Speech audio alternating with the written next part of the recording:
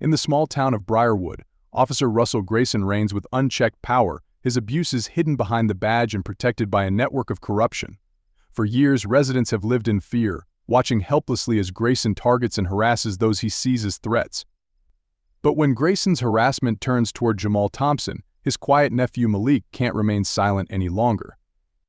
Determined to bring justice to his family and his community, Malik sets out to expose the truth. With the support of Detective Alex Monroe and a few brave townspeople willing to risk it all, he begins to unravel the web of lies and intimidation that has gripped Briarwood for too long. But as Malik inches closer to justice, Grayson fights back, using every dirty trick to protect his position even as he aims for a promotion that would allow him to escape Briarwood unpunished. With time running out, Malik must rally his community and confront the most powerful forces in Briarwood, risking everything to ensure that Grayson's legacy of fear comes to an end. In a final, explosive showdown, Malik learns that justice is never simple, but in a town that has forgotten its own strength, it's a fight worth facing.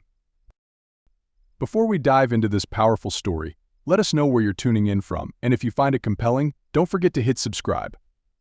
Jamal Thompson glanced over his shopping list, mentally ticking off each item as he pushed his cart down the aisles of Mason's Market. Briarwood's only grocery store was small but familiar, a place he'd visited nearly every week since he'd moved back home to take care of his aging mother. He was on his way to the checkout, bread and milk balanced precariously on top of the overflowing cart, when he heard it. "Hold up there, Jamal." Jamal froze. The voice behind him was one he recognized too well, though he'd tried to avoid it all his life. Officer Russell Grayson stood at the end of the aisle, his uniform crisp, his stance commanding. Grayson's eyes bore into Jamal with an intensity that sent a chill down his spine. "Yes, Officer Grayson," Jamal replied, forcing his voice to remain steady. He glanced around, noticing shoppers slowing down to watch, some whispering, others pretending not to notice at all. Grayson stepped forward, his lips curled into a tight, mocking smile. "Funny, I've seen you in here an awful lot. You sure you're paying for everything?" Jamal blinked, taken aback. "I'm just buying groceries, same as everyone else." "Is that so?" Grayson's voice rang out louder now, capturing the attention of the entire store. "Why don't you empty your pockets then? Unless you got something to hide." Jamal's face burned as all eyes turned toward him. He instinctively patted his pockets, feeling nothing but his phone and keys. His hands clenched, a faint tremor betraying his rising anxiety. "Officer, I haven't done anything wrong. I'm just here to shop." Grayson's expression hardened. "Empty your pockets," he spat each word like a command. Shaking, Jamal complied. He pulled out his phone, his wallet, his keys. As each item landed in his hand, he felt his dignity slipping away, piece by piece. Grayson smirked, scanning the items as if they might be evidence of some heinous crime. "See? Nothing here," Jamal said quietly, though his voice held a faint tremor. "Not so fast," Grayson barked. He reached out and yanked Jamal's cart toward him, dumping the contents onto the floor. The sound of cereal boxes and canned goods clattering across the linoleum echoed through the store, drawing gasps from onlookers. Jamal's face burned with shame, the familiar aisles now feeling as hostile as a prison yard. He wanted to speak up, to shout that this wasn't right, that he'd done nothing wrong. But all he could do was stand there, frozen and helpless, as Grayson sneered down at him. "You're not fooling me, Thompson. Guys like you. Always up to something," Grayson muttered under his breath, but loud enough for everyone around to hear. A woman nearby whispered something to her friend, and Jamal caught snatches of their conversation, words like troublemaker, and should have known. The familiar ache of humiliation spread through him, sharper and more bitter than anything he'd felt in years. "Go on. Pick it all up," Grayson ordered, crossing his arms as he watched Jamal bend down, one item at a time, his hands shaking. Shoppers stepped back, some looking at him with pity, others with suspicion. The weight of their gazes pressed down on him like a physical burden. Each canned good he picked up a reminder of his utter powerlessness. By the time he'd finished gathering everything, Jamal's head throbbed with a mix of shame and anger. He stood, clutching the cart tightly, avoiding eye contact with anyone around him. Grayson leaned in close, his voice dropping to a low, mocking tone. "See? A little respect goes a long way. Maybe remember that next time you decide to stroll around my town." Jamal's jaw tightened, But he kept his head down, swallowing the bitter words that fought to escape his lips. He knew better than to rise to the bait he'd learned long ago that it would only make things worse. Still, a part of him itched to fight back, to show Grayson that he wasn't some criminal to be paraded and humiliated. Grayson pulled back, giving him one last, disgusted look before sauntering away, his footsteps echoing in Jamal's ears long after he'd left. As Jamal slowly wheeled his cart to the checkout, he felt his composure cracking, barely holding back the tears of frustration and anger that welled in his eyes.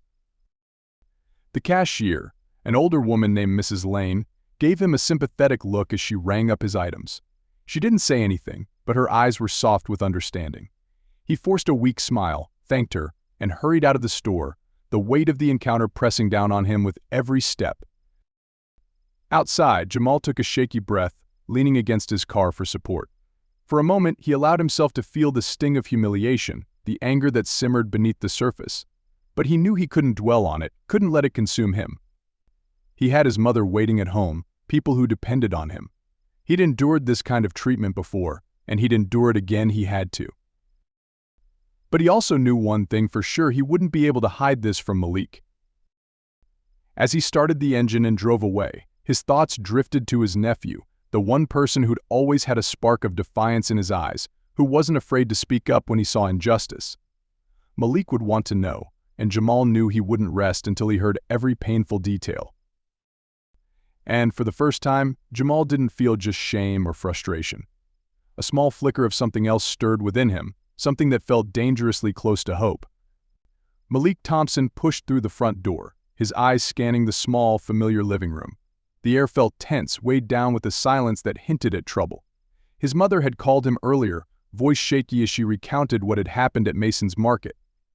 Malik had barely let her finish before he'd hung up, grabbed his jacket, and rushed over to his Uncle Jamal's place. "Uncle Jamal," he called, his voice echoing through the house. There was no answer. Malik moved to the kitchen, where he finally saw him. Jamal sat slumped at the table, hands folded, staring down at the chipped linoleum as if it held some answer he couldn't find anywhere else. A half-empty glass of water sat in front of him, untouched. Uncle Malik's voice was gentler this time. Jamal looked up slowly, and Malik's heart sank at the sight of his uncle's face. Jamal's eyes were red, the shame and frustration etched deeply into his expression. Malik pulled out a chair and sat across from him, hands resting on the table, close but not intrusive. "I heard what happened," Malik said softly. He waited, giving Jamal the space to speak if he wanted to. For a long moment, they just sat in silence, the clock ticking on the wall, counting the seconds in between. Finally, Jamal cleared his throat. "I guess your mom told you." "She did. But I want to hear it from you." Jamal sighed, glancing away as if to shield himself from the memories. It's the same thing, over and over. Man like Grayson, he thinks he owns this town. Doesn't matter what I do, how respectful I am. He made up his mind about me long before he even knew my name." Malik's fists clenched involuntarily, anger bubbling up from deep inside. He'd known Officer Grayson was trouble. Everyone in Briarwood did. The man seemed to thrive on making life harder for people who didn't look or think like him. But hearing how he'd humiliated his uncle, right there in public, filled Malik with a sense of rage he struggled to contain. "You didn't deserve that," Malik said, his voice barely above a whisper. "He had no right to treat you that way." Jamal gave a bitter laugh, but there was no humor in it, right? Ain't no rights for folks like us when it comes to men like him. He made sure I knew that he shook his head, as if trying to shake off the memory. "But it doesn't matter. I just need to keep my head down. There's no use stirring things up. That'll only make it worse." Malik stared at his uncle, the familiar lines of his face more tired, more worn than he remembered. Jamal had always been a quiet, hard-working man, the kind who stayed out of trouble and minded his own business. He'd never been the type to fight back. But Malik wasn't like that. He couldn't be like that. "No," Malik said, his voice steady. "He doesn't get to do that to you, to anyone. Not without consequences." Jamal's gaze hardened, a warning flickering in his eyes. "Malik, don't you go looking for trouble. Men like Grayson, they know how to protect themselves. They got connections, people watching their backs. It's not worth it." But if no one stands up to him, then he'll keep doing it, Malik argued. His voice grew firmer, fueled by a righteous anger that Jamal recognized all too well. He'll keep tearing people down just because he can. Someone has to show him he's not untouchable. Jamal looked away, his expression guarded. And who's that gonna be, huh? You? Think you're gonna take on the whole system by yourself? Malik felt the weight of his uncle's questions settle on his shoulders, but he didn't falter. I'm not saying it'll be easy, but if nobody tries, then he wins. And I can't let him win, Uncle. Not after what he did to you. For a moment, Jamal looked at his nephew, his gaze softened by a mixture of pride and fear. Malik, he said slowly, I appreciate what you're trying to do. But I don't want you getting hurt because of me. Grayson, he's dangerous. He's the kind of man who'll do anything to stay on top. He's got his people, his friends in high places. You're just one man. Malik met his uncle's gaze, his own eyes fierce with determination. Maybe I am just one man, but that doesn't mean I have to stay quiet. Grayson has too many people in this town too scared to speak up. Maybe it's time someone did. Jamal shook his head, a flicker of worry crossing his face. You're playing with fire, Malik. This isn't some schoolyard fight. Men like Grayson don't care about right and wrong. They just care about power. Then I'll be careful, Malik replied, his tone resolute. But I can't let him walk all over you. Over us. Someone has to show him he's not invincible. Jamal sighed, the fight seeming to drain out of him. Just promise me you'll think about it. That you won't do anything reckless. I can't lose you too, Malik. Malik reached across the table, gripping his uncle's hand in his own. I promise. But I'm not backing down, Uncle. Not from this. For the first time, Jamal's face softened, his shoulders relaxing slightly as he nodded. He didn't say it, but Malik knew his uncle was grateful, maybe even relieved. He knew the fight ahead wouldn't be easy, that the system wasn't built for people like them to win. But Malik had seen too many people like Grayson get away with too much for too long. As he rose to leave, Malik felt a resolve settle within him, solid and unbreakable. Grayson had crossed a line, one that Malik couldn't ignore, and even if it meant facing the entire town, he would do whatever it took to make sure his uncle got the respect he deserved. Thank you, Malik, Jamal said softly as he walked him to the door. Just be careful, please. Malik nodded, giving his uncle one last reassuring look before stepping out into the crisp evening air. The sun was setting over Briarwood, casting long shadows across the quiet streets, and Malik knew he was about to change something here, maybe something small, maybe something big. But he'd make sure Grayson knew his name, knew he wasn't afraid, and knew he wasn't alone. Malik wandered through the dimly lit streets of Briarwood, his thoughts a tangled mess of anger and resolve. After leaving Jamal's place, he'd paced around his apartment, too restless to sit still, too fired up to sleep. He needed answers. He needed to understand just how far Officer Grayson's reach extended, and if his uncle was only one of many victims hidden in the shadows of this town. His first stop was the old community center on the east side of town. The center had seen better days. Its paint was chipped, the lights flickered, and the floors creaked. But this was where people gathered to share stories, a place where Malik had once overheard locals whisper about Briarwood's troubles, the struggles too uncomfortable to be discussed openly. As he entered, Malik spotted Mr. Jenkins, the center's custodian and an old family friend. The man was sweeping the hallway, humming to himself, lost in his own thoughts. Good evening, Mr. Jenkins, Malik greeted, nodding respectfully. The older man looked up, surprised to see Malik. Well, if it isn't Malik Thompson, what brings you down here this late? Malik hesitated. He hadn't fully planned what he'd say, only that he had to start somewhere. I need some information. About Officer Grayson. Mr. Jenkins's face fell and his expression grew wary. Careful, son, he muttered, lowering his voice. He looked around as though the walls themselves might have ears. Grayson's not the kind of man you want to be asking questions about. I know, Mr. Jenkins. But he's gone too far this time. What he did to my uncle, in public, I can't just let it go. There have to be others he's hurt, too. Mr. Jenkins sighed, setting down his broom. A few folks have had run-ins with him, sure, but no one's ever done anything about it, and for good reason. Grayson's got half the police department in his back pocket. People know better than to cross him. Malik's jaw tightened. That's exactly why someone has to stand up to him. If we all stay quiet, he'll keep walking all over us." Mr. Jenkins shook his head slowly, though there was a glimmer of reluctant respect in his eyes. "You got spirit, boy, I'll give you that. I wish more people had it. But Grayson, he's like a disease that spread through this town years ago. There are folks who've tried to resist him, but most of them just disappear. Not literally, but they're pushed out of town or forced into silence." "Do you know anyone who might be willing to talk?" Malik pressed. "Anyone who's suffered because of him?" Mr. Jenkins glanced around again, then leaned in closer. "There's a woman named Mrs. Alvarez. Lives over on the south side. Sweet woman, but Grayson's harassed her for years. Pulled her son over dozens of times, always looking for something to pin on him. One day her boy just left town, said he couldn't take it anymore." Malik felt a pang in his chest, imagining what that kind of pressure must have done to Mrs. Alvarez and her family. "Think she'd talk to me?" Mr. Jenkins shrugged. "If she trusts you, maybe. She's been through a lot. And if you're serious about this, tread carefully. People who cross Grayson don't get far in this town." Malik thanked him and made his way out, his mind racing. Mrs. Alvarez might be a good start, but he needed more if he was going to confront Grayson. He decided to walk over to the south side of town, hoping Mrs. Alvarez would be awake. The thought of getting real answers outweighed his worries about the late hour. It was nearly midnight by the time he found her house, a modest, tidy place with a neatly trimmed lawn. He knocked softly, hoping not to startle her. The door opened a crack, and an elderly woman's face appeared in the dim light. Her eyes were wary, dark circles etched beneath them. "Yes, who's there?" "Mrs. Alvarez, I'm Malik Thompson," he said gently. I'm Jamal's nephew. I heard about the trouble you've had with Officer Grayson. I'm trying to find others who've been mistreated by him.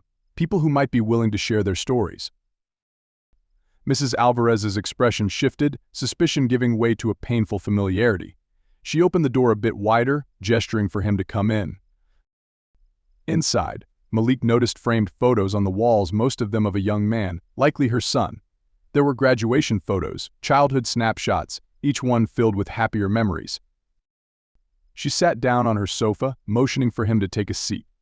"You say you're Jamal's nephew?" "Yes, Ma," Malik replied. "Grayson publicly humiliated my uncle the other day. I can't stand by and let him do that to us, to anyone. I want to put a stop to it." Mrs. Alvarez sighed heavily, her eyes fixed on a photo of her son. "Grayson. He's been making people's lives hell for years. I tried to keep my boy safe, told him to stay out of trouble, but that didn't matter. Grayson would pull him over, search his car, accuse him of things he never did. After a while, my son just couldn't take it anymore. He left town, said he'd rather be anywhere but here." Malik clenched his fists. "I'm so sorry. That shouldn't have happened. And he shouldn't be allowed to do this to anyone else." A sad smile flickered across her face. "I've thought about speaking up, but I knew it wouldn't make a difference. He's got too much power, too many people looking the other way. And I can't risk what little peace I have left." Malik nodded, understanding her caution. "I know it's risky, but I think if enough of us speak up, we might stand a chance." Mrs. Alvarez met his eyes, a glimmer of hope and fear mingling. "You're a brave young man, Malik. But you're playing with fire, and it's going to burn everyone around you if you're not careful." "I know," Malik said softly, "but if I don't try, he wins, and I can't let that happen." Mrs. Alvarez's gaze softened, and after a moment she nodded. "I'll tell you what I know. I don't have much, but maybe it'll help you." They talked quietly, Mrs. Alvarez sharing stories of the harassment she and her son had endured over the years, each one a painful reminder of Grayson's relentless control. Malik listened, absorbing every detail, every injustice, letting it fuel the fire within him. When he finally left her home, the sun was just beginning to rise, casting an orange glow over Briarwood. Walking back to his apartment, Malik felt a renewed sense of purpose. He knew it wouldn't be easy, that it would take time, courage, and more strength than he'd ever known he had. But if he could give voice to those silenced by fear, if he could even make a crack in Grayson's shield of power, it would be worth it. And with every story he heard, every person who trusted him with their pain, he knew he couldn't stop now, not until he saw justice for his family and his community. Malik stepped out of his apartment building the next morning, the crisp air filling his lungs. He was determined more than ever to see his plan through. Mrs. Alvarez's words had been haunting him all night. Knowing what her family had suffered at Grayson's hands only strengthened his resolve. He wasn't sure where this road would lead, but he knew it was one he couldn't turn back from. As he reached his car, Malik stopped. A folded piece of paper was tucked under his windshield wiper, flapping in the breeze. He frowned, glancing around. No one was in sight, but the street felt unusually quiet, as if the whole neighborhood was watching, holding its breath. He pulled the paper free and unfolded it. The words scrawled in bold black ink sent a chill down his spine. "Stop asking questions if you know what's good for you." Malik's grip tightened on the note. A rush of anger and defiance surged through him, but so did a creeping feeling of dread. He didn't need to guess who the note was from. Grayson had heard about his questions, and this was a warning. He scanned his surroundings, half expecting to see Grayson lurking nearby, watching, waiting. But the street was empty, just the wind rustling leaves along the sidewalk. Still, the message was clear: back down, or there would be consequences. Malik crumpled the note in his hand, his heart pounding. He took a slow, steadying breath, reminding himself why he was doing this. Grayson's intimidation tactics were exactly what he was fighting against. This note might scare some people into silence, but Malik wasn't about to back down, not now. He climbed into his car, his mind racing. As he started the engine, his phone buzzed in his pocket. It was a text from his mother. "Mom, Malik, I heard you've been asking about Grayson. Be careful, son. This isn't just anyone you're going up against."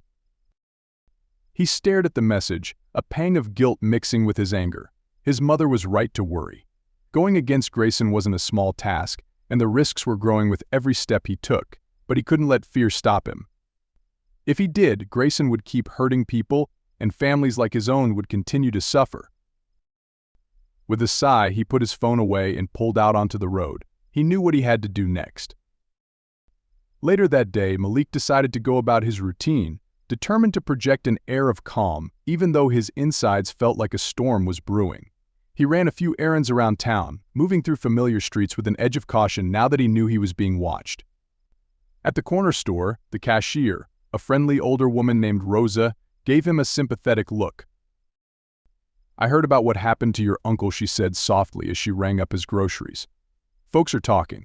Grayson's not happy with you asking around." Malik met her eyes, surprised by her candidness. "I'm not doing anything wrong. Just trying to find some answers." Rosa lowered her voice, glancing around. "Be careful, Malik. People who go up against him, they don't end up with easy lives. Some leave town, others, well, it's just not easy." "I appreciate the warning, Mrs. Rosa," he said with a small nod, "but I can't let him get away with this." She studied him for a moment, a flicker of admiration crossing her face. "Your uncle raised a brave one, didn't he?" she murmured. "Just take care of yourself. People around here care about you, and they don't want to see you hurt." Malik offered a reassuring smile, though inside he could feel the weight of her words pressing down on him. He thanked her, pocketing his change, and left the store. As he walked back to his car, he felt the familiar prickling on the back of his neck, the sense of being watched again. This time, he didn't have to wonder. As he reached his car, a figure stepped out from around the corner: Officer Grayson, leaning casually against a lamppost with his arms crossed, an almost amused expression on his face. Malik's stomach churned, but he forced himself to stand tall, meeting Grayson's gaze without flinching.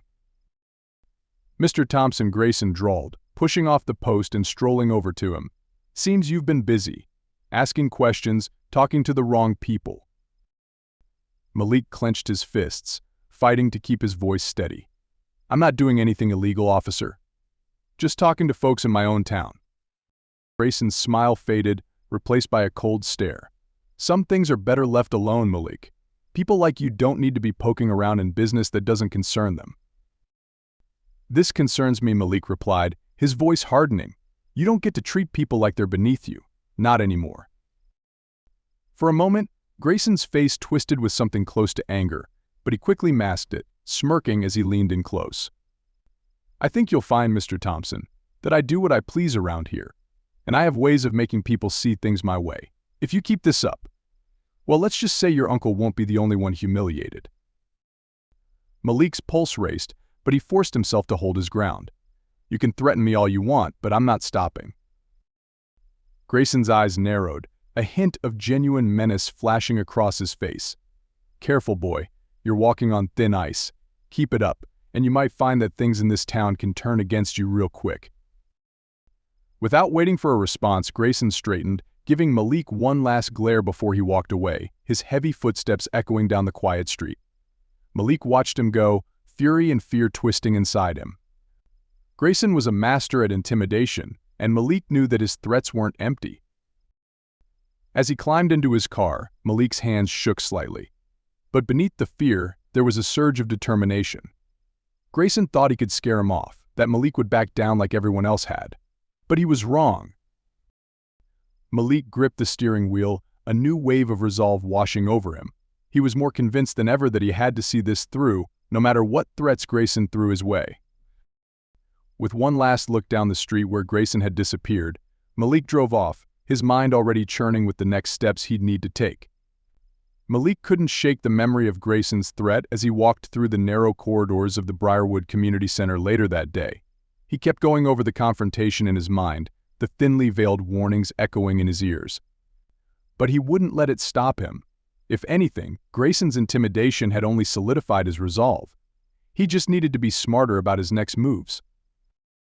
As he passed the bulletin board in the main hallway, his eyes landed on a familiar face among the old photos pinned up, a face he hadn't seen in years.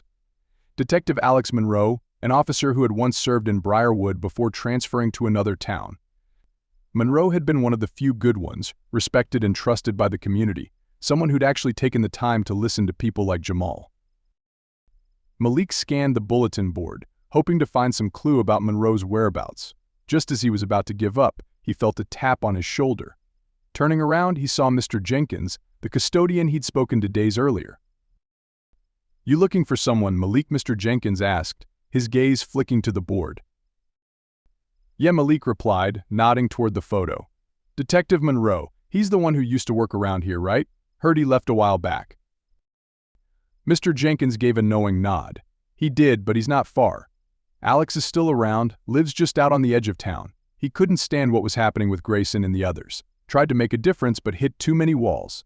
After a while, he figured it was safer for him to step away." Malik's heart skipped a beat. "Do you think he'd talk to me?" Jenkins looked thoughtful for a moment before nodding. "Might be just what he's been waiting for. He never had any backup when he was here. But maybe, with someone else on his side." Jenkins trailed off, but the glint of hope in his eyes said enough.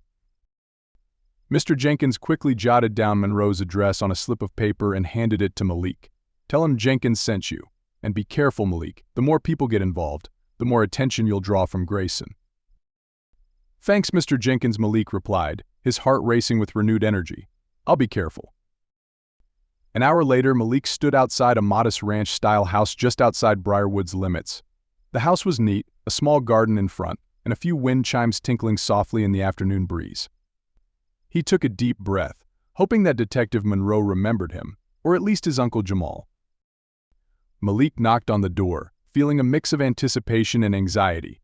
After a moment, the door swung open, and a tall man with graying hair and piercing blue eyes looked him up and down.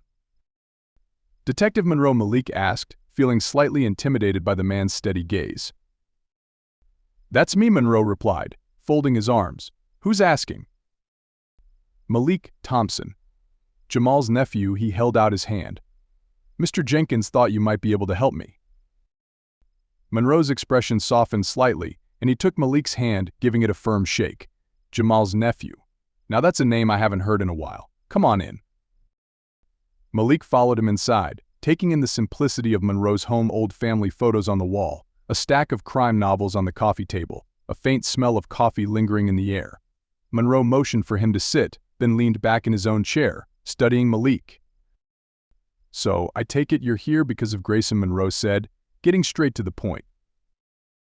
Malik nodded, trying to keep his tone steady. "Yes, he's been harassing my family, my uncle in particular, and I'm not the only one. There are other people in this town who've suffered because of him, but he's got everyone too scared to do anything." Monroe sighed, rubbing his temples as if the memories of his time dealing with Grayson were surfacing, raw and bitter. I know how it is. Grayson's poison runs deep in this town. I tried going up against him when I was on the force, but he's got friends in high places. Every complaint I filed went missing. Every witness I found suddenly changed their story. That's exactly what I'm up against, Malik said, a note of frustration creeping into his voice. People are terrified to speak up. Even when they're willing to tell me their stories, they're too scared to go on the record. Monroe leaned forward, his gaze intense. You're brave, kid. But you're playing with fire, and Grayson's the kind of man who won't think twice about burning anyone who crosses him. I know the risks, Malik replied firmly. But I can't let him keep doing this. Not to my family, not to anyone. Monroe was silent for a moment, studying Malik as if weighing his determination. Finally, he nodded. All right then, if you're serious about this, I'll help you. Malik's heart leapt. Really?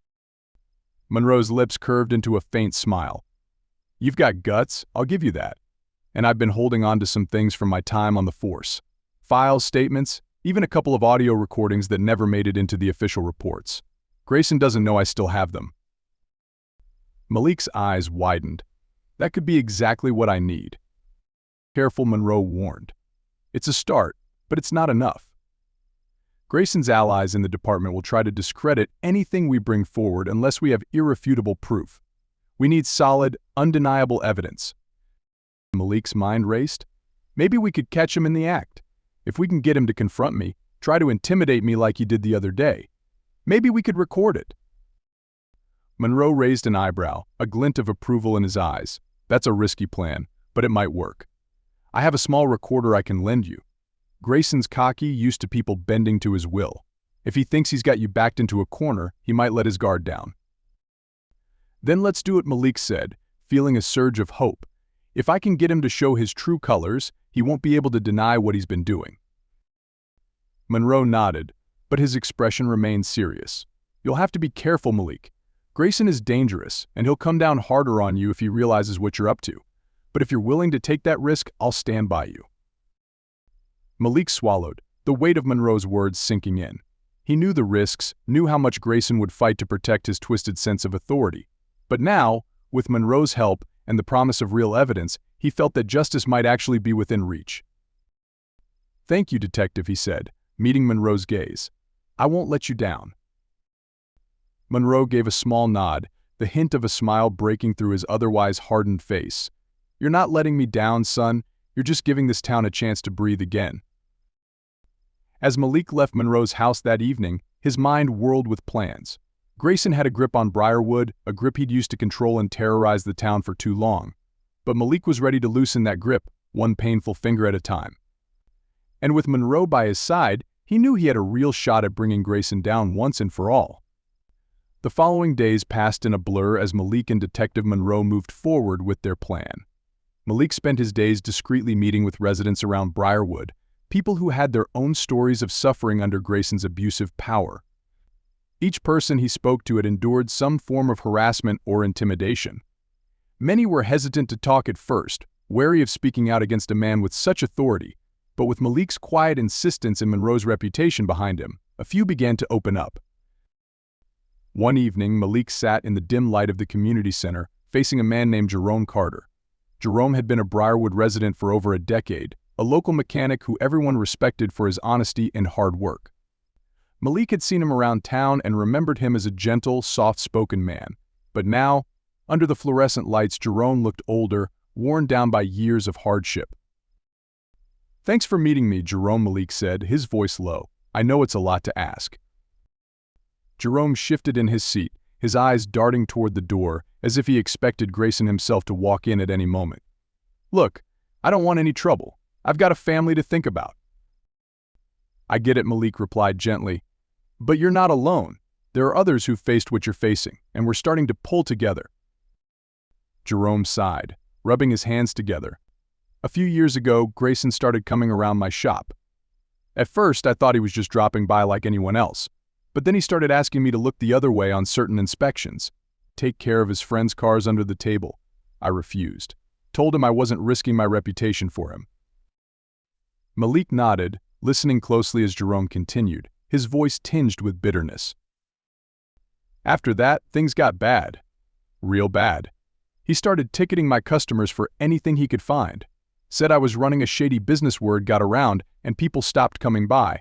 I nearly lost everything because of him. Jerome's jaw clenched. That man doesn't just ruin lives, he enjoys it. Malik's hands curled into fists. Did you ever file a complaint? Jerome let out a hollow laugh. With who? The police? Grayson's got everyone in the department wrapped around his finger. Filing a complaint would have done nothing but put a target on my back. Malik nodded. He understood. He'd heard the same story from others. What if we were to bring all these stories together, he asked. If enough people speak up, they won't be able to ignore it. And I've got someone backing me up, Detective Monroe. He's been gathering evidence too. Jerome looked up, a flicker of hope in his tired eyes. Monroe? Didn't know he was still around. He's one of the good ones, that's for sure. If he's helping, maybe, just maybe, we have a chance. Malik took out a small notebook, flipping to a blank page. Would you be willing to give me a statement, even if it's just for me to keep on record for now?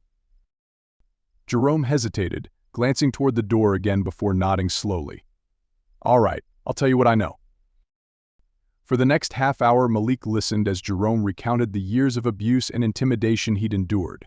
Every detail was a new thread in the web of evidence Malik was weaving, a testament to Grayson's stranglehold over the town. The following day, Malik met with Mrs. Alvarez again. This time, she brought her neighbor, a young woman named Tasha, who had her own story to tell. Grayson pulled me over just for driving through the wrong part of town, Tasha said, her voice trembling with the memory. He said my taillight was out, but when I checked later, there was nothing wrong with it. He made me step out of the car, searched me, and accused me of being on drugs. I've never touched a drug in my life. She wiped away a tear. It was humiliating. He made me feel like I was nothing. Malik's heart ached for her. He could see the lasting impact of Grayson's cruelty in her eyes, the way her hands shook as she spoke. Thank you, Tasha. I know it's hard, but sharing your story will help. Together, we're building something that Grayson won't be able to tear apart. With each story he gathered, Malik felt the weight of responsibility pressing on him, but he also felt a growing sense of power. Each testimony was a step closer to justice. By the end of the week, Malik had amassed a small pile of statements and stories, each one painting a clearer picture of Grayson's reign of terror over Briarwood. He met with Detective Monroe that Friday, spreading the documents across Monroe's coffee table. This is solid, Malik Monroe said, examining the papers with a critical eye. It's starting to look like a real case. But we need one more thing: direct evidence. Something we can't just write off as hearsay. What if we can get him on tape? Malik asked. If he confronts me again, maybe I can record it. He won't be able to deny what he's done if we catch him in the act. Monroe nodded thoughtfully. It's a risky move, but it could work. I've got a small recording device here. He opened a drawer, pulling out a tiny recorder barely the size of a matchbox. You can slip this into your pocket. If Grayson tries to intimidate you again, make sure this is running. Malik took the device, feeling the cool weight of it in his hand. I'll be careful. I just need to get him angry enough to slip up, to say something he can't take back. Don't push him too hard, Monroe warned. Grayson's dangerous. He won't hesitate to retaliate if he thinks you're getting too close. If things start to go south, get out of there. Your safety comes first. Malik nodded, pocketing the recorder. Understood. But I'm ready to take this risk. It's not just for my uncle anymore, it's for everyone who's been hurt by him. Monroe's eyes softened, a rare look of approval crossing his face. You've got guts, kid. Not everyone would go this far, not for a town that's turned a blind eye for so long. I'm not doing this just for me, Malik replied, his voice steady. People deserve better than what Grayson's given them. It's time someone showed him that he can't keep getting away with it. Monroe reached out, clapping Malik on the shoulder. Then let's make sure we do this right. Malik stood, feeling the full weight of the task ahead of him, but also a renewed sense of purpose. He left Monroe's house that evening with the recorder in his pocket and a clear plan forming in his mind. All he needed now was an opportunity, a chance to confront Grayson, to finally hold him accountable. The next time they crossed paths, Malik would be ready, and this time he wouldn't be alone. He had the voices of Briarwood behind him, voices that Grayson had silenced for far too long. The plan was in motion.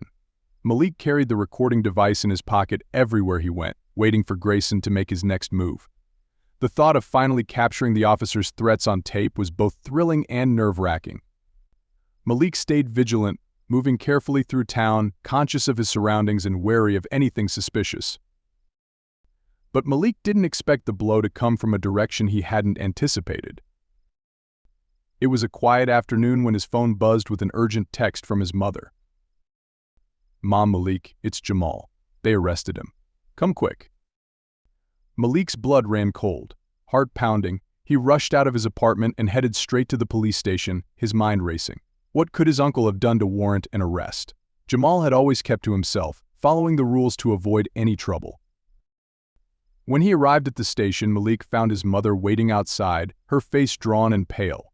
She looked at him with wide, fearful eyes, and he immediately pulled her into a hug. "Mom, what happened?" Malik asked, his voice thick with worry. "They said they found drugs in his car," she whispered, her voice trembling. "They're saying he's been dealing." Malik pulled back, staring at her in shock. "Drugs? Uncle Jamal? That's impossible. He'd never do anything like that." She shook her head, wiping away tears. "I know, but they're saying they have evidence that the drugs were found in his car during a routine traffic stop. They're holding him on suspicion of possession with intent to distribute." Malik's hands clenched into fists. This had Grayson written all over it. Malik knew his uncle had nothing to do with drugs, but he also knew Grayson was capable of planting evidence to keep Jamal in line or to send a clear message to Malik. "Where's Detective Monroe?" Malik asked, glancing around. "Maybe he can help?" His mother shook her head. "I don't know. I don't know what to do, Malik." Malik took a deep breath, trying to steady himself. "It's going to be okay, Mom. I'll talk to someone. We'll get Uncle Jamal out of here." With a grim determination, Malik pushed open the doors to the station and strode up to the front desk. The officer there gave him a suspicious look, but Malik didn't care. "I'm here to see Jamal Thompson. He's my uncle, and I'd like to know why he's being held." The officer raised an eyebrow but remained expressionless. "Jamal Thompson is being held on charges of possession with intent to distribute. Found a significant amount of narcotics in his vehicle earlier today." "That's impossible," Malik replied, trying to keep his voice steady. "There's no way those drugs belong to him. He's being set up." The officer shrugged. "All I know is what the evidence shows, son. You can wait to speak to him if you'd like, but you'll need to keep your voice down." Malik clenched his jaw, trying to rein in his frustration. This was Grayson's work, he was certain of it, and as he sat in the waiting area, his anger grew with every passing minute. Grayson was retaliating for his investigation, using his uncle as a pawn to scare him off. It was a brutal reminder of the lengths Grayson would go to protect his power and intimidate anyone who dared to challenge him. After nearly an hour, Malik was finally led back to the holding area, where he found his uncle sitting behind a glass partition. Jamal's face was haggard, his shoulders slumped in defeat. He looked up as Malik approached, a flicker of shame crossing his face. "Uncle Jamal," Malik said, his voice barely above a whisper. "This isn't right. We know you didn't do anything." Jamal sighed, his eyes filled with pain. "I know, Malik, but it doesn't matter what's true. They'll believe what they want to believe. I've seen it happen too many times." Malik's chest tightened. "You can't let them do this to you. We're going to fight this. Detective Monroe and I, we're working on something, trying to bring Grayson down." Jamal shook his head, a weary sadness in his expression. "You need to be careful, Malik.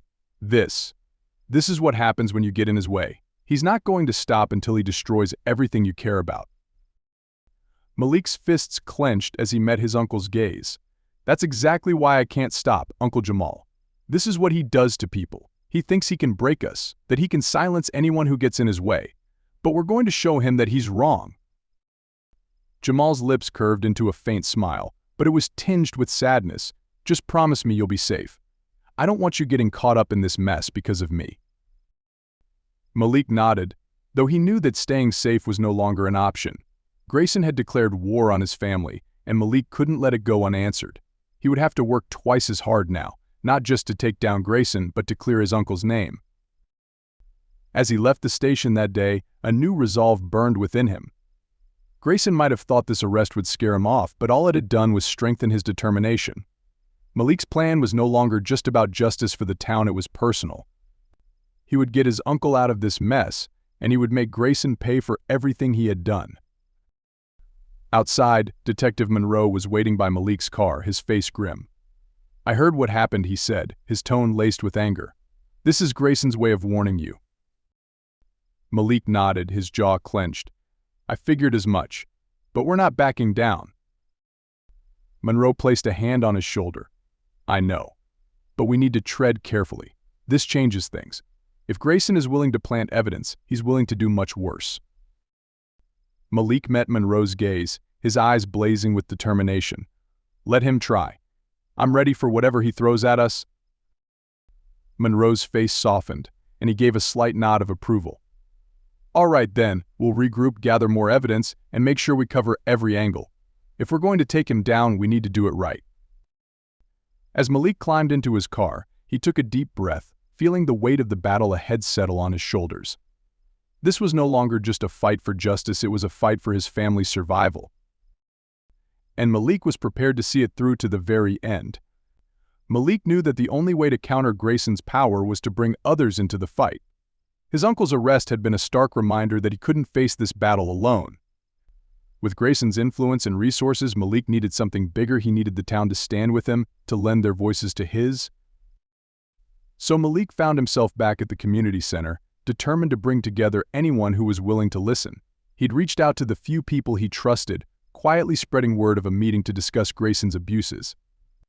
As he entered the old community hall that evening, he wondered how many people would be brave enough to come. To his surprise, the room was nearly full. Malik recognized most of the faces: Jerome Carter, Mrs. Alvarez, Tasha, and several others who had confided their stories in him. There were also a few unfamiliar faces, likely friends or family members of those who had suffered under Grayson's tyranny. The quiet hum of conversation stilled as Malik stepped to the front of the room, his heart pounding with a mix of fear and hope. He cleared his throat, scanning the crowd. "Thank you all for coming tonight. I know it's not easy to speak out, especially when the person we're up against is someone as powerful as Officer Grayson. But that's exactly why we're here, because none of us can do this alone." There was a murmur of agreement, and Malik could see the determination in their faces. People were tired of living in fear, tired of watching Grayson abuse his power without consequences. "Most of you know what happened to my uncle," Jamal Malik continued, his voice steady. "They arrested him on false charges, claiming they found drugs in his car. We all know Jamal isn't a criminal. This is Grayson's way of silencing us, of warning us to stop digging. But if we stop now, he'll just keep doing this. He'll keep hurting people, and no one will be safe." Jerome spoke up from the back, his deep voice filled with anger. "This isn't the first time he's planted evidence either. A few years back, he pulled the same trick on my cousin. Threw him in jail for a month before they dropped the charges. And by then, my cousin's reputation was ruined." Mrs. Alvarez nodded, her face tight with resentment. "He did the same to my son. Kept harassing him until he couldn't take it anymore. My son left town just to get away from him." The room filled with nods and murmurs of agreement, each person carrying their own burden of pain. Malik took a deep breath, feeling a surge of strength from their support. This wasn't just his fight, it was a fight for everyone here. "I've been working with Detective Monroe," Malik said, glancing at the crowd to gauge their reaction. "He's been gathering evidence on Grayson for years, but he needs our help. We have statements and accounts, but we need more people to come forward. If we can get enough stories, enough voices, Grayson won't be able to ignore us. Neither will the police department." A middle-aged man in the front row raised his hand. "But won't that just make us targets? I mean, look at what they did to Jamal. If we speak out, won't they just come after us next?" Malik nodded, understanding his fear. "I won't lie to you, there are risks. Grayson's made it clear he's willing to do whatever it takes to keep us quiet. But if we let him scare us into silence, he wins. And I can't live with that, can you?" The man looked down, clearly conflicted, but several others in the room nodded in agreement. Tasha, her face determined, stood up and spoke. "Malik's right. We've all suffered because of Grayson. I can't walk through town without looking over my shoulder, afraid he's going to stop me for no reason again. I'm tired of living in fear. We all deserve better than this." Her words resonated with the crowd, and Malik could see the shift happening, a spark of courage igniting among them. He felt a surge of hope, realizing that these people were no longer just scared bystanders. They were ready to stand up. A young woman near the back raised her hand. "What can we do? I mean, how do we make sure this doesn't just get swept under the rug?" Malik took a deep breath. "We make noise. Enough noise that the town can't ignore us. We'll collect every statement, every story, and go to the local news. If Grayson tries to shut us down, we'll take it further. Detective Monroe's been helping me, and he has connections outside Briarwood. If it comes to it, we'll take this to the state level." The room buzzed with murmurs, a mixture of nervousness and anticipation. Malik knew the idea of going public was terrifying for some of them, but it was also empowering. This was a way to take back control, to expose Grayson for what he was. Jerome stood up, his voice resolute. "Count me in. I'll give my statement, and I'll make sure people know what that man did to me. He doesn't deserve to walk free after everything he's done." One by one, others began to nod, voices rising in agreement. Malik felt his heart swell with pride and gratitude. This was more than he could have hoped for a group of people ready to challenge a man who had terrorized their lives for too long. "All right," Malik said, his voice strong and steady. "We'll work together. Detective Monroe will help us gather statements and evidence, and we'll make sure this doesn't get buried. No one here is alone in this fight anymore." Mrs. Alvarez raised her hand. "We'll need to stay connected, to make sure everyone knows what's going on. If Grayson tries anything, we'll need to act quickly." Malik nodded. "We'll set up a contact list. If anyone feels threatened, if anyone has new information, we share it. We stay united. Grayson may be powerful, but he can't take us all down if we stand together." The meeting ended with a renewed sense of purpose, a feeling of solidarity that spread through the room like a warm, protective shield. Malik watched as people exchanged phone numbers, forming connections that would make them stronger, more resilient against Grayson's intimidation. As the last few people filed out, Jerome clapped Malik on the shoulder, giving him a nod of respect. "You're doing something good here, Malik. Don't let anyone make you doubt that." Malik smiled, feeling the weight of responsibility but also the strength of the community rallying behind him. "I won't, Jerome. Together, we're going to see this through." As he left the community center that night, Malik felt a glimmer of hope. For the first time, he wasn't alone in his fight against Grayson. The people of Briarwood were with him, and they were ready to reclaim their town, one step at a time. The momentum Malik and the community had built was stronger than he had anticipated, but time was running out faster than he'd feared. Early one morning, Detective Monroe called him, his voice urgent. "Malik, I just heard something you need to know," Monroe said. "Grayson is being considered for a promotion, one that would take him out of Briarwood. It could happen any day now." Malik froze. "What do you mean, a promotion? How could they promote him after everything he's done?" "Corruption runs deep," Malik Monroe replied, a hint of bitterness in his voice. "Grayson's made all the right friends, kept all the wrong people quiet. This promotion could move him upstate, where he'll be out of reach before we can bring this to the public. If we don't act fast, he'll slip through our fingers." A surge of urgency hit Malik. If Grayson left town, the stories he'd gathered, the statements, the community's newfound courage, it would all be for nothing. Grayson would escape any consequences, leaving Briarwood behind without ever facing justice. "What do we do?" Malik asked, his voice steady despite the panic bubbling beneath the surface. "We go public now. We don't wait for more statements or evidence," Monroe said firmly. "We take what we have and bring it to the media. We make sure everyone knows exactly who Grayson is and what he's done. Once this is out there, they won't be able to protect him." Malik took a deep breath, processing the weight of Monroe's words. They had statements, stories, and a handful of documents, but they hadn't yet gathered irrefutable evidence that could stand up in court. Still, Monroe was right. If they waited any longer, Grayson would disappear, leaving Briarwood to pick up the pieces of his destructive reign. "All right," Malik replied, his resolve hardening. "Let's go public. I'll gather everyone and make sure we're ready to tell our stories." Monroe paused, his tone softening. "I know this isn't what we planned, but you're doing the right thing, Malik. It's time Briarwood knew the truth." The next day, Malik met with several community members who'd been a part of their fight against Grayson. They gathered in Jerome's auto shop, a safe space away from prying eyes and, hopefully, Grayson's informants. The air was thick with anticipation, and Malik could feel the tension radiating from everyone around him. Malik took a deep breath, looking at the determined faces of those who had put their trust in him. "Grayson's up for a promotion," he said, his voice clear and firm. "If he leaves, he'll escape everything we've been fighting for. He'll never answer for what he's done." A murmur of anger spread through the group. Tasha shook her head, her face set in a scowl. "So they're just going to reward him for tearing this town apart? They can't get away with this." "They won't," Malik replied, feeling the weight of their faith in him. "We're going to take our stories public. We have enough people here to make noise, real noise. I've spoken to a local reporter who's interested. If we go to her, she'll make sure this story reaches everyone in Briarwood and beyond." Mrs. Alvarez, her voice laced with worry, asked, "But won't that make us targets?" "Grayson's powerful. If he finds out what we're doing, he won't just let it slide." Malik nodded, understanding her fear. "I can't promise there won't be risks, but Grayson can't go after all of us. If we stay united, if we make enough noise, he won't be able to keep this quiet. And if he's removed from his position, he won't have the same power over us." Jerome nodded, his jaw clenched. "I'm in. I'm tired of living in fear, tired of watching him ruin good people's lives. If this is what it takes to make him answer for it, then so be it." One by one, the others echoed their agreement, their resolve strengthening Malik's own determination. This was their chance to finally expose Grayson, to show the town who he really was. He felt a surge of gratitude for each of them, knowing the risks they were taking simply by standing up. "All right," Malik said, glancing around the room.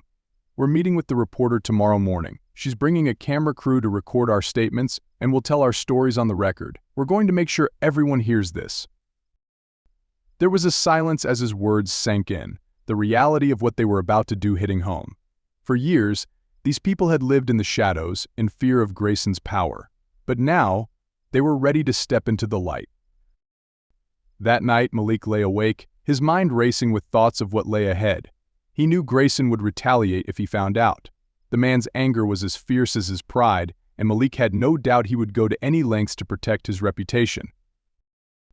But Malik also knew they couldn't afford to wait any longer. Grayson's promotion was a ticking clock, and they were running out of time. Every minute they delayed gave him one more chance to escape justice, to walk away unscathed. He thought of his uncle, still sitting in a cell, an innocent man paying the price for Grayson's hatred. He thought of Mrs. Alvarez and her son, forced out of the town they loved. He thought of every person who'd confided in him, their stories echoing in his mind. Each story was a reason to keep fighting, to see this through, no matter the risks. The clock was ticking, but Malik knew he was ready. Tomorrow they would take their first step toward justice, toward reclaiming Briarwood from the grip of corruption that had held it captive for far too long. As dawn broke over Briarwood, Malik felt a sense of calm settle over him. Whatever happened next, he knew he was on the right path, and he wasn't alone. The people of Briarwood were with him, and together they would make sure Grayson's legacy of fear and abuse would finally come to an end. The following morning dawned gray and overcast, a fitting backdrop for the tension that hung over Briarwood. Malik arrived early at the town's Central Park, where he'd arranged to meet the reporter Michelle Harper and her camera crew. He could feel a faint tremor in his hands as he waited, the weight of what they were about to do settling heavily on his shoulders. But he reminded himself that this was what he'd been fighting for. This was the moment they would make Grayson answer for his actions. One by one, the others arrived. Mrs. Alvarez, Tasha, Jerome, and several others who had decided to share their stories on camera. Malik greeted each of them with a nod of encouragement, grateful for their courage and solidarity. He knew this wasn't easy for any of them, and he could see the fear in their eyes, the uncertainty of what lay ahead. But he could also see the determination. Michelle Harper and her crew arrived shortly after, her sharp eyes scanning the group as she offered Malik a professional but warm smile. "I appreciate you trusting me with this, Malik," she said, shaking his hand. "I promise to get your stories out there. Grayson won't be able to hide from this." Malik nodded, feeling a surge of relief at her confidence. "Thank you, Michelle. This means a lot to us." The crew set up their cameras as Michelle spoke briefly with each person, guiding them through the process. She knew how important it was to create a safe and respectful environment for them to share their stories. Malik took a deep breath, trying to steady his nerves as the weight of the moment pressed down on him. Soon, the world would know what Grayson had done to the people of Briarwood. The first interview began, and Mrs. Alvarez took a seat in front of the camera. She looked down at her hands, her fingers trembling slightly, before raising her head to face Michelle. "My son left town because of Grayson," she began, her voice barely above a whisper. He couldn't take the harassment anymore. He felt hunted like he was a criminal for just being himself. And no one did anything to stop it. No one cared. Her words hung in the air, raw and heavy, as Michelle nodded and prompted her gently. "Did you ever try to report it, Mrs. Alvarez?" She shook her head, a sad smile tugging at her lips. What was the point? We all knew that reporting anything would only make things worse. Grayson had his friends in the department. He was untouchable. As each person shared their story, a mix of anger and sorrow filled the crowd that had begun to gather. People who'd once looked the other way, who'd chosen silence out of fear, were now hearing the truth from their own neighbors. Tasha, Jerome, and several others spoke, their voices steady and filled with conviction. Malik could see the ripple of recognition and shock among the onlookers, people who were starting to understand the full scope of Grayson's cruelty. Malik was about to take his turn in front of the camera when a murmur spread through the crowd. People turned, glancing toward the edge of the park, where a familiar figure was approaching with a cold, menacing expression. Grayson. D. Malik's heart skipped a beat as the officer strode toward them, his jaw set, eyes narrowed. A chill ran down Malik's spine, but he forced himself to stand his ground. Grayson's arrival was both a shock and a bitter confirmation he had no intention of letting them speak out uncontested. Grayson stopped just a few feet away, his gaze sweeping over the gathered crowd, the camera crew, and finally landing on Malik. His voice was low, a quiet threat barely concealed by a veneer of authority. "Quite the show you're putting on here," Malik sneered. "But I think you've forgotten that making false accusations against a law enforcement officer is a serious offense." Malik took a steadying breath, meeting Grayson's gaze. "They're not false accusations, Grayson. You can't scare us into silence anymore. People deserve to know the truth about what you've done." A flicker of anger crossed Grayson's face. "You think these people will believe you? I'm an officer of the law. I've served this town for years. You're just a troublemaker, stirring things up for attention." Malik clenched his fists, fighting to keep his voice steady. "I'm not here for attention. I'm here for justice for my uncle, for everyone you've hurt. This town deserves better than you." Grayson's face twisted with rage, and for a moment Malik thought he might lash out. But instead, Grayson glanced at the crowd, his voice rising as he addressed them. "This is a smear campaign. That's all it is," he shouted. "These people are angry and looking for someone to blame. I have nothing to hide, and anyone who knows me knows I've always served Briarwood with integrity." But his words fell flat, meeting a wall of skeptical faces. The people who had lived under his rule for years, who had suffered in silence, were no longer willing to believe his lies. Michelle stepped forward, microphone in hand, her expression calm but firm. "Officer Grayson, would you be willing to answer a few questions on camera? We're here to investigate claims from multiple Briarwood residents who say you've engaged in racially motivated harassment and abuse of power." Grayson's eyes flashed with a mix of anger and fear, but he quickly masked it, his voice icy. "I don't answer to you or anyone else here. These claims are baseless, and I'm not interested in wasting my time on them." "You don't answer because you know we're telling the truth," Malik interjected, his voice ringing with conviction. "You're afraid that your lies are finally catching up with you." Grayson turned on him, his voice dropping to a low, venomous whisper. "Careful, Malik. You're walking a dangerous line." But Malik didn't back down. "I think the only one in danger here is you, Grayson. The truth's out now. People know what you've done, and they're not going to look away this time." The crowd murmured in agreement, voices rising as they echoed Malik's words. Grayson took a step back, realizing that his control over the town was slipping. He was no longer untouchable, he was a man exposed, vulnerable under the glare of the truth. Unable to regain control, Grayson turned and stormed away, his face contorted with fury. Malik watched him go, a surge of triumph filling his chest. The town had seen him for what he was, had witnessed his lies and anger firsthand. There was no turning back now. Michelle turned to Malik, a faint smile on her face. "You did it, Malik. You showed this town the truth." Malik nodded, feeling the weight of relief and exhaustion wash over him. The battle wasn't over yet. Grayson would still try to fight back, and there were obstacles ahead. But for the first time, Malik felt like he had a real chance of winning, a real chance to bring justice to Briarwood. As he looked around at the faces of those who stood by him, he knew he wasn't alone. The truth was out, and together, they would see this fight through to the very end. The days following the public confrontation were a whirlwind. Malik felt a cautious sense of victory as Michelle Harper's report went live. The footage of residents sharing their stories, combined with Grayson's outburst, struck a nerve not only in Briarwood but in neighboring towns as well. People began talking, and word spread fast. Malik could feel the shift in the air. Briarwood was finally seeing Grayson for who he was. But just as things seemed to be falling into place, Malik received a call that shattered his brief sense of triumph. He was at home, reviewing a few follow-up interviews Michelle had sent him, when his phone rang. Detective Monroe's name flashed on the screen. Malik, Monroe said, his voice tense. "I need you to come to my house. Now." "What's going on?" Malik asked, a sliver of anxiety creeping in. "Just come. We have a serious problem." When Malik arrived, Monroe ushered him inside, his face drawn and grim. A few papers and police reports were spread out on the coffee table, but it was the thick envelope on top that caught Malik's attention. Monroe gestured for him to sit, then slid the envelope over to him. Malik opened it, his stomach tightening as he pulled out a single document marked Internal Investigation Findings, Officer Russell Grayson. "What is this?" Malik asked, barely above a whisper. Monroe sighed. "After your story went public, there was pressure from the higher-ups to conduct an internal investigation on Grayson. They needed to show they were taking action to calm the media storm." But Malik, he shook his head. "They're burying it."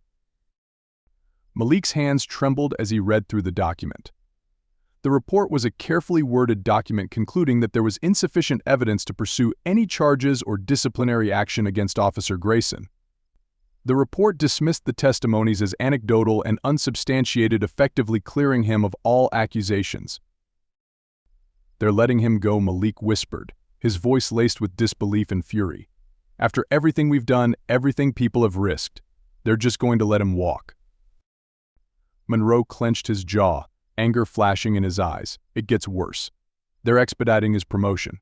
He'll be gone by the end of the week, transferred to a different district, no questions asked. He's getting away with everything, Malik." The full weight of betrayal hit Malik like a punch. They'd come so far, exposed so much, only for the system to close ranks around Grayson, shielding him from any real consequences. Malik felt his chest tighten, his pulse pounding in his ears. This couldn't be happening, not after everything his uncle and the entire community had endured. "So, that's it?" Malik asked, struggling to keep his voice steady. "They're just going to protect him." Monroe ran a hand over his face, clearly struggling with his own frustration. "I'm afraid so. I tried pushing back, even brought up the new evidence we've gathered, but it didn't make a difference. They're more concerned with protecting their own image than with doing what's right." A sense of helplessness washed over Malik, followed quickly by a surge of anger.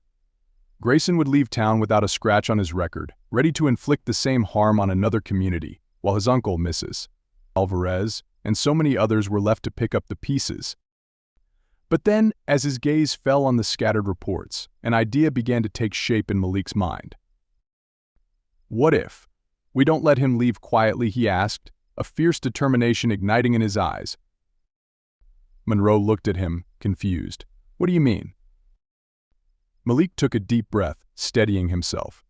Grayson may be protected on the inside, but the public isn't on his side anymore. What if we expose this cover-up, take it to a higher authority, the media, maybe even the state?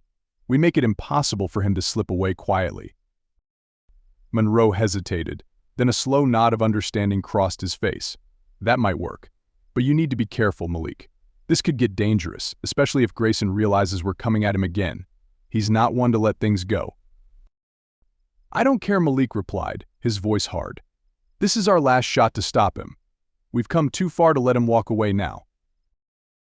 Monroe placed a hand on Malik's shoulder, his expression a mix of pride and concern. "Then let's make sure we do this right.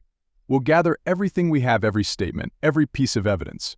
If we present this as a cover-up, the department won't be able to ignore it, especially with the public watching."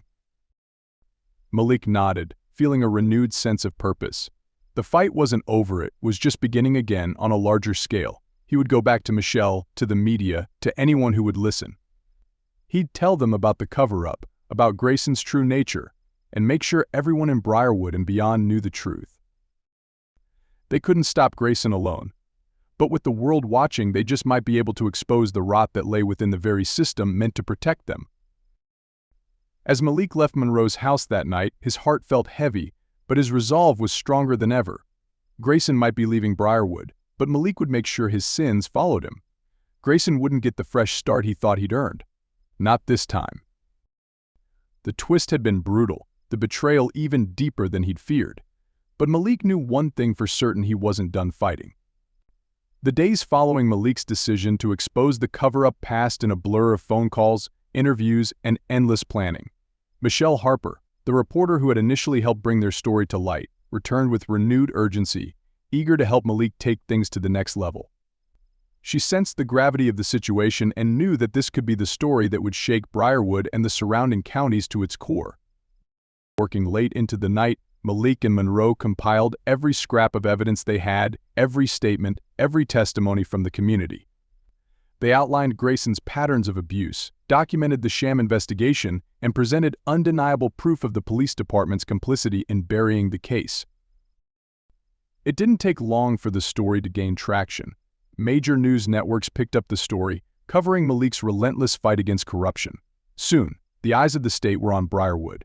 Calls for an independent investigation began pouring in, and state officials had no choice but to respond. 2 days later, Malik received a call from the Office of the State Attorney General, who informed him that an external task force would be assigned to investigate the Briarwood Police Department and Officer Grayson specifically. Malik could hardly believe it. Their plan had worked. The public outcry had been too loud, too persistent to ignore. As he hung up the phone, a mixture of relief and exhaustion swept over him. After everything they'd endured, after all the risks they'd taken, justice was finally within reach. The following week, a team of investigators arrived in Briarwood. The atmosphere in the town was tense, and everywhere Malik went, he could feel the eyes of the community on him. Some were filled with gratitude, others with lingering fear, but most showed a glimmer of hope. Malik's actions had forced a change, something that many in Briarwood had never dared to believe was possible. The task force conducted their investigation swiftly and thoroughly, speaking with every resident who had come forward and meticulously reviewing the evidence Malik and Monroe had gathered. Grayson's misconduct, once hidden behind layers of institutional protection, was now laid bare for all to see. As the investigation progressed, it became clear that Grayson's web of influence extended beyond Briarwood. Corrupt officers and officials who had shielded him were identified and placed under scrutiny, and a number of them were suspended pending further investigation. Briarwood was finally beginning to break free from Grayson's grip. The day Grayson was formally arrested was one Malik would never forget. He watched from across the street as Grayson was led out of the police station in handcuffs, his face pale and expression furious. A crowd had gathered, a mix of reporters and residents who had suffered under Grayson's rule. Some people cheered while others watched in silence, processing the sight of a man who had once seemed untouchable finally brought down. Grayson's gaze swept over the crowd, landing on Malik for a brief, venomous moment. But Malik didn't flinch. He met Grayson's glare head-on, feeling a deep sense of vindication. This man had tried to silence him, to break his family and his community. But Malik had stood his ground, and now Grayson was the one facing the consequences. In the days that followed, Malik found himself caught between relief and exhaustion. He had spent so long fighting, pushing forward, that he hadn't had a moment to process everything. The town was buzzing with conversations about change, about accountability, about healing. People who had once stayed silent now spoke openly about their experiences, their relief palpable as they saw the old, oppressive system starting to crumble. But Malik also knew that this victory came at a cost. His uncle Jamal, though finally cleared of the fabricated charges against him, still bore the scars of the ordeal. The experience had left him shaken, his trust in the world around him deeply eroded. Malik visited him regularly, helping him rebuild his sense of security and trust. Though Jamal rarely spoke of what he'd endured, Malik could see the gratitude in his uncle's eyes, the quiet relief that justice had finally been served. One evening, as Malik and Jamal sat on the front porch, watching the sun set over Briarwood, Jamal turned to him, his expression thoughtful. "You know, Malik," he said softly, "I never thought I'd see the day Grayson would answer for what he did. You made that happen. You gave this town something we'd all but given up on hope." Malik looked at his uncle, the weight of Jamal's words sinking in. He hadn't set out to be a hero. He'd only wanted to protect his family, to stand up against the injustice that had plagued them for so long. But now, as he looked out over the town he loved, he realized he'd done more than just fight for justice. He'd helped bring his community together, helped them find their voice. As the weeks passed, Malik noticed a change in Briarwood. People walked with their heads held higher, unburdened by the shadow that had loomed over them for so long. Businesses flourished as trust in the town was restored, and the community center once again became a place of gathering, laughter, and support. Malik felt a sense of pride as he watched his town begin to heal, knowing he'd played a part in its transformation. One afternoon, Michelle Harper called him to thank him for trusting her with the story. "You did something incredible, Malik," she said warmly. "People across the state are talking about Briarwood. They're inspired by what you and the town have accomplished."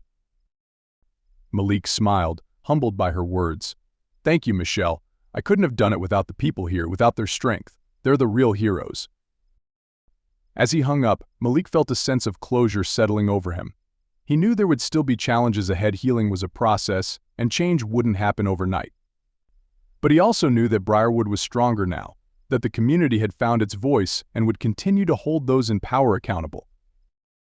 In the end, Malik's fight had been about more than just justice. It had been about reclaiming their town, about standing up against fear and oppression, about building a future where no one would have to face what his family had endured. As Malik walked through Briarwood that evening, he was greeted with nods, waves, and quiet words of thanks. The community had embraced him, had lifted him up as one of their own. And as he looked around at the town he loved, Malik knew that, finally, Briarwood had become a place where justice wasn't just an ideal, but a reality, a place where every voice mattered. For the first time in a long time, Malik felt at peace.